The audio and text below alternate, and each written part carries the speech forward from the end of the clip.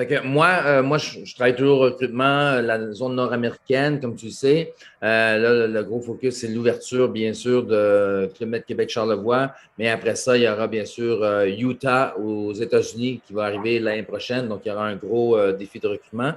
Et Francis était l'ancien directeur du recrutement pour la zone nord-américaine. Donc, Francis est dans la région de Charlevoix, connaît très bien la région de Charlevoix. Et puis, lui, il va pouvoir plus parler de tout ce qu'on peut offrir de la région de Charlevoix parce que le monde, il voit Charlevoix un endroit plus mythique et tout, mais qui connaît très bien la région. Il s'est installé là depuis presque 2 ans, je pense, quelque chose comme ça. 4 ans déjà. Donc, Ouais. ouais, ça fait 4 ans que je suis ici. Puis on sait que le Club Med, donc c'est le premier au Canada là, qui vient s'installer. Mais où le positionner au Québec, c'est où par rapport à Montréal? Qu'est-ce qui différencie? Pourquoi ce site-là spécialement? On sait que le Club Med choisit des endroits pionniers, des endroits vraiment à couper le souffle. Fait que pourquoi Charlevoix? Fait que moi, j'avais envie de partager ça parce que je suis un local, moi, depuis 4 ans. C'est une région qui est très touristique déjà, donc très reconnue. D'abord par sa forme géographique, c'est-à-dire que Charlevoix, dans le fond, est dans un cratère de plusieurs millions d'années. Il y a eu un impact météorique qui a formé la région. Donc, c'est pour ça que c'est vraiment entre fleuves, vraiment sur le bord du fleuve, et les montagnes. Chose qui est pas ben pour un Canadien, pour un Québécois, du moins, là, des montagnes comme ça en vallon, là, c'est quand même hors de l'ordinaire. Fait que ça fait vraiment donner la forme de la région. Fait que ça, c'est vraiment c'est superbe déjà. On dit tout le temps qu'on est entre fleuve et montagne. Ça, c'est pas le slogan officiel, là, mais presque. Et D'accord. Charlevoix, après ça, va attirer par son agrotourisme. Donc, vraiment très, très fort. Là, il y a des parcours d'agrotourisme, de producteurs locaux. Les gens, la route des saveurs, les gens viennent pour ça ici en tourisme et aussi pour l'art. Donc, Charlevoix, c'est une région, hein, c'est pas une ville. Donc, c'est une région dans laquelle il y a 15 municipalités. Et le Club Med va s'installer dans la municipalité de Petite-Rivière-Saint-François, dans la région de Charlevoix. Une municipalité intéressante à la Malbaie, c'est la plus grande ville. Baie-Saint-Paul, où il y a plein de galeries d'art.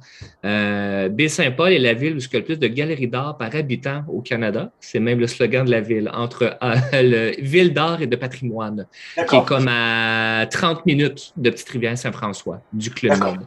Ouais, donc les gens Donc, c'est font pas aller. très loin. Ouais, ouais, exact. Fait que les gens, on pense qu'ils vont vraiment aller à Baie-Saint-Paul, c'est clair, là, ça serait un incontournable.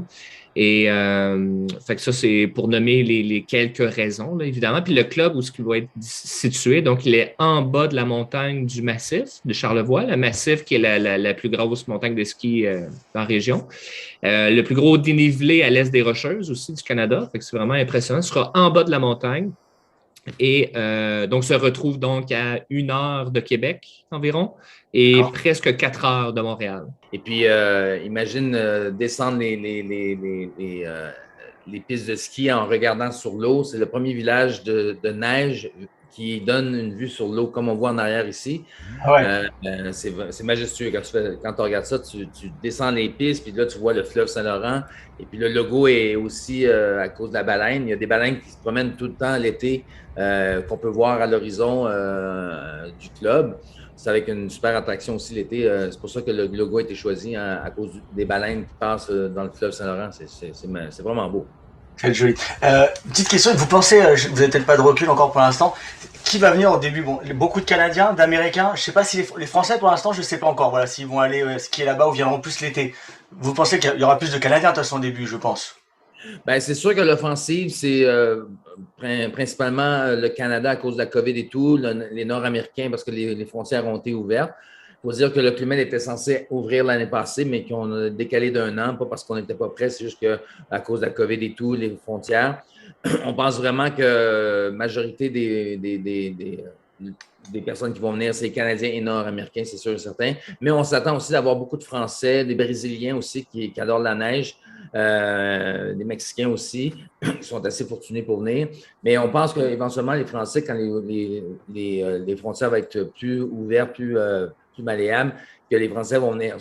On pense que l'été, l'attrait touristique, l'automne, Ça va être vraiment un endroit que le monde va pouvoir venir faire, mettons, une petite escapade, mais aussi faire du récréo touristique dans la ville de Québec, qui était juste à 1 heure de Charlevoix, à Montréal, faire un petit parcours canadien. Le tourisme gastronomique qu'on va avoir dans la région va être fantastique parce que ça va être très local, très les microbrasseries, la cuisine du terroir et tout, là, on va vraiment mettre ça de l'avant, ça c'est sûr, au Club Med. Puis on veut vraiment faire découvrir notre pays.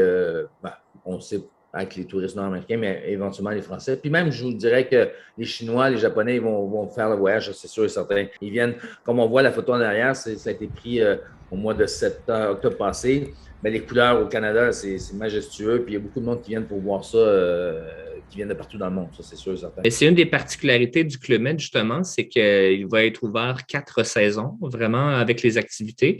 Et c'est vrai, comme Louis-Philippe dit, on les vit intensément, nos saisons. En tant que local ici, là, quand c'est l'hiver, c'est l'hiver. Quand c'est l'été, c'est l'été. Alors, on les vit vraiment à fond, là, les 4 saisons ici. Et un truc, je suis curieux, vous êtes tous les deux recrutement. Souvent, les JO, je me dis, ils sont bons. Enfin, c'est quoi ce que vous recherchez? Ça peut être intéressant pour des fois des jeunes qui postulent, parce que vous avez souvent assez doué pour découvrir des talents, enfin, des gens qui sont faits pour bosser au club. On se dit, mais comment ils ont trouvé la bonne personne, qui est un peu fou, qui est sympa, qui aime parler avec les gens. Et ça, il faut le sentir un entretien, ça. Oui, c'est une bonne question, Jean-Baptiste, parce que nous, on recherche des gens de cœur, hein, on recherche des marchands de bonheur. Des fois, on va faire des entrevues avec des gens. Tu peux être le meilleur joueur de volleyball au monde, mais si tu n'es pas capable de parler aux gens, de dire bonjour, tu ne seras pas capable d'être géo. Il faut vraiment que tu sois l'âme géo. Si tu n'aimes pas les gens, tu ne seras pas un bon géo, ça c'est sûr. Si tu n'aimes pas la personne à côté de toi qui a la couleur de peau différente de toi, tu ne seras pas un bon géo. Mais si tu n'aimes pas si tu as besoin d'une routine, tu ne seras pas un bon géo. Donc, c'est sûr que nous, on recherche des gens avec le cœur. Puis tout de suite, je te dis, là, moi, j'ai un don pour ça. En l'espace de 5 minutes, je peux te dire si tu peux être un bon géo ou pas. On ne s'attarde pas juste à un CV. On regarde le CV, oui, mais on fait venir la personne, puis là, on leur parle, puis moi, je mets le CV de côté, je dis, bon, parle-moi de toi, qui tu es, qu'est-ce que tu veux faire dans la vie, qu'est-ce que tu as fait avant, si j'appelle ton meilleur ami, comment il va te décrire. Donc, on veut vraiment du monde qui sont de cœur, qui veulent faire plaisir à autrui, qui veulent faire plaisir au prochain. Le monde généreux, c'est ça qu'on a besoin. Puis, je pense qu'à Géo, hein, tout le monde qui va écouter le reportage, ils vont savoir que pour être géo, c'est inné. Hein? Tu l'as ou tu ne l'as pas. Il n'y a pas un bouquin qui s'est marqué la gentillesse pour les nuls, même si le bouquin existe pour vrai. En anglais, c'est Kindness for Dummies. Mais tu l'as ou tu ne l'as pas. Puis tu vois les personnes qui veulent faire plaisir à l'autre puis qui sont gentils. Donc, ça définit bien le terme géo, gentil organisateur, gentillesse. Ça fait partie de notre ADN, la valeur principale du club, ça c'est sûr. Faire du pouce sur ce que Louis-Philippe, on en a tellement vu en entrevue, Louis-Philippe, moi et toute la partie de l'équipe, qu'en tant qu'intervieweur, après, là, ça se développe l'instinct de l'intervieweur pour remarquer qui sont les bons candidats. Fait qu'il y a une partie objective qui est la technicalité, là, c'est sûr, l'expérience aussi pour certains métiers, mais après ça, tout ce qui est le côté personnalité aussi, ben, cette subjectivité-là aussi, il faut en voir tellement aussi pour aiguiser ce flair-là comme intervieweur. C'est vrai qu'il y a des géos dans des villages, on se dit, mais comment ils ont trouvé ces personnes-là? C'est pas possible, il est fait pour ça. Enfin. Ben, c'est pour ça aussi que dans les processus d'entrevue aussi, parfois, on a notre processus de présélection est un petit peu plus large aussi pour laisser la chance à ceux qui n'ont peut-être pas le CV ou l'expérience objective qu'on recherche, mais par contre, toute la personnalité et après, avec des formations et tout ça, peut apprendre un certain métier, plus perfectionner un métier aussi. Mais oui, ça se développe, ce flair-là se développe, et ça, c'est en parlant avec les gens, c'est en rencontrant du monde. On avait l'habitude de faire des sessions de groupe aussi en même temps. Donc, en faisant des entrevues de groupe, ben là, on voit les personnalités qui ressortent du lot un petit peu plus aussi. Là. C'est assez bien.